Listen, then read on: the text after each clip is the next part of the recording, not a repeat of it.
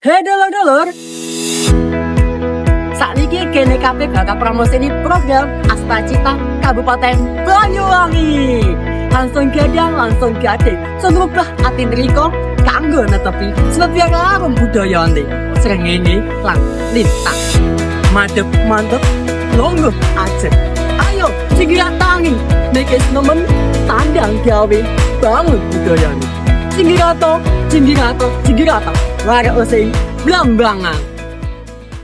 Mari kita ngonten. Halo dulur-dulur, perkenalkan nama aku Farah Lega Patria dengan rekan saya. Saya Ananta Sini Fabila, dan di slide berikutnya aku Dwi Nurul Hidayah, dan aku Jacienda Rafinja Cayarani.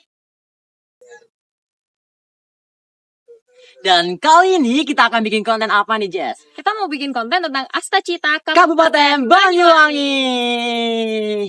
Dan para dulur sedoyo pastinya bingung gak sih?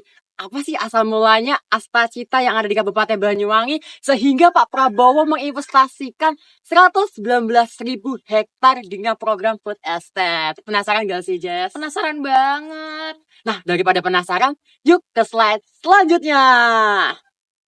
Baik, diawali dengan peran pemerintah Kabupaten Banyuwangi dalam program Astacita ini. Pemerintah Kabupaten Banyuwangi telah melakukan berbagai inisiatif, seperti yang pertama yaitu melakukan program percepatan lahan tanam padi, lalu yang kedua ada kolaborasi dengan berbagai pihak, dan yang ketiga ada mengeluarkan kebijakan ketat terkait izin pembangunan di lahan persawahan.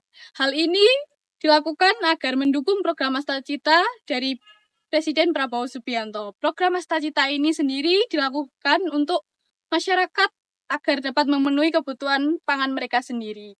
Dan juga diharapkan Kabupaten Banyuwangi dapat menjadi contoh bagi daerah lain dalam program ini. Upaya swasembada pangan Kabupaten Banyuwangi.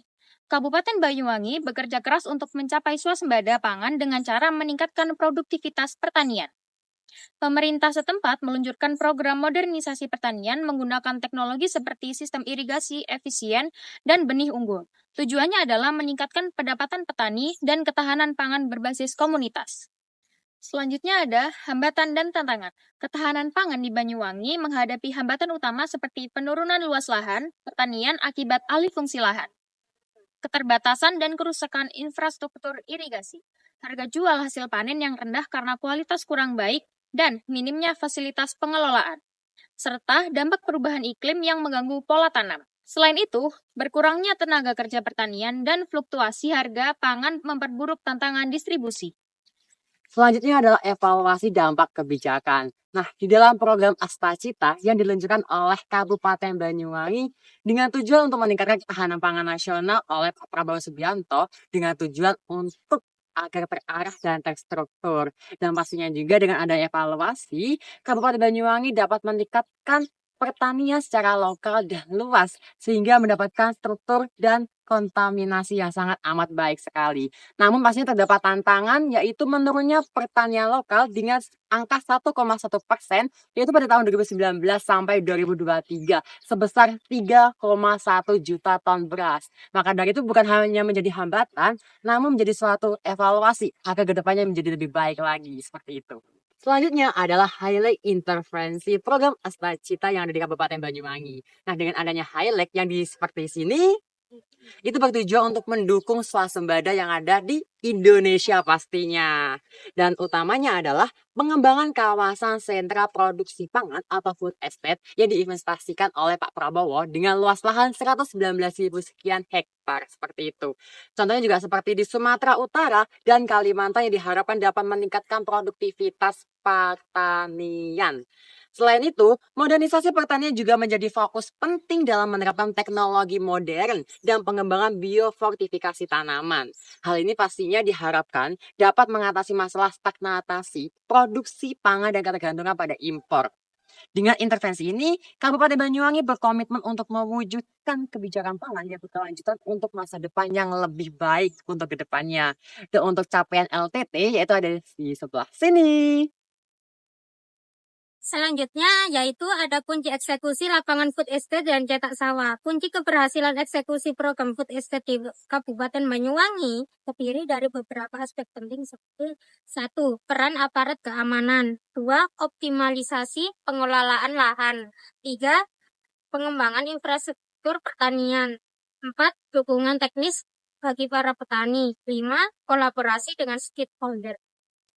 Simulasi mencapai swasembada pangan nasional. 1. Ada beras. Demi mewujudkan swasembada pangan, khususnya beras, merupakan komitmen dari Presiden Prabowo Subianto. Pemerintah daerah Kabupaten Banyuwangi menargetkan produksi beras 800.000 ton pada tahun 2025 untuk memenuhi kebutuhan pangan nasional.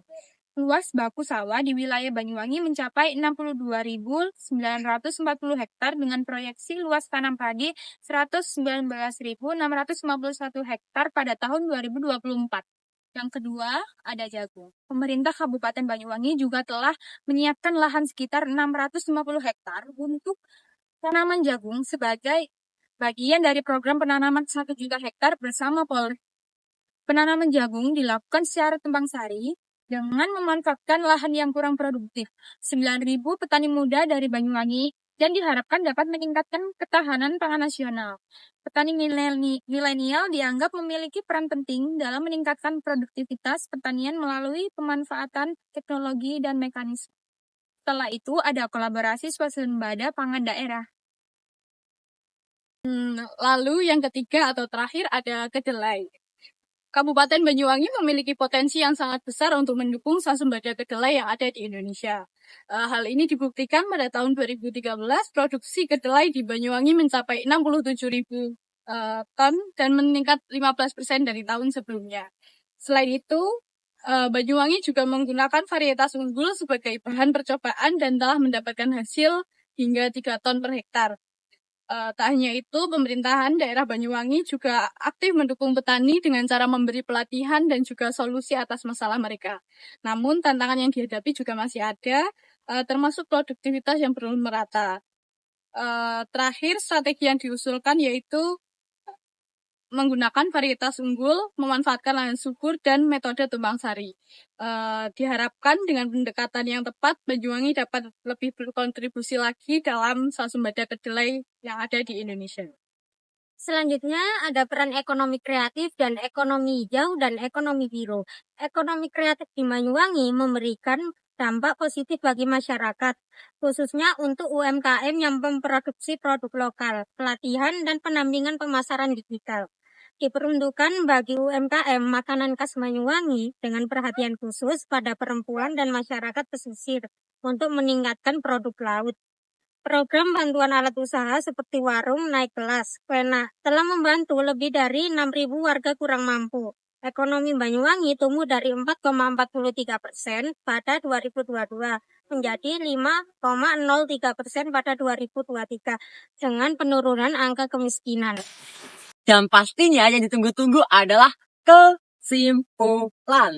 Nah, kesimpulan dari pelaksanaan program Astasita di Kabupaten Banyuwangi itu dalam upaya mewujudkan swasembada pangan nasional. Yaitu dengan cara melalui berbagai inisiatif seperti peningkatan produktivitas pertanian, pemanfaatan bibit unggul dan modernisasi teknik pertanian. Program ini juga berhasil meningkatkan hasil pertanian di daerah Kabupaten Banyuwangi. Namun, meskipun kemajuan telah diperoleh, program ini juga menghadapi sejumlah tantangan. Namun, dalam tantangan pasti terdapat hambatan yang menjadi dalam pencapaian tujuan irigasi, serta dampak perubahan iklim menjadi hambatan utama dalam mencapai tujuan program. Yang dapat disimpulkan bahwa keberhasilan program Astacita yang ada di Kabupaten Banyuwangi ini tidak hanya bergantung pada kebijakan pemerintah, melainkan juga pada partisipasi aktif masyarakat dan kolaborasi dengan berbagai pihak. Oke, para delok sedoyo, pastinya rekan kabeh bosen ngrungokno markiten kene. Ya wes ben gak bosen rungokno vlog selanjutnya. See you. Bye bye.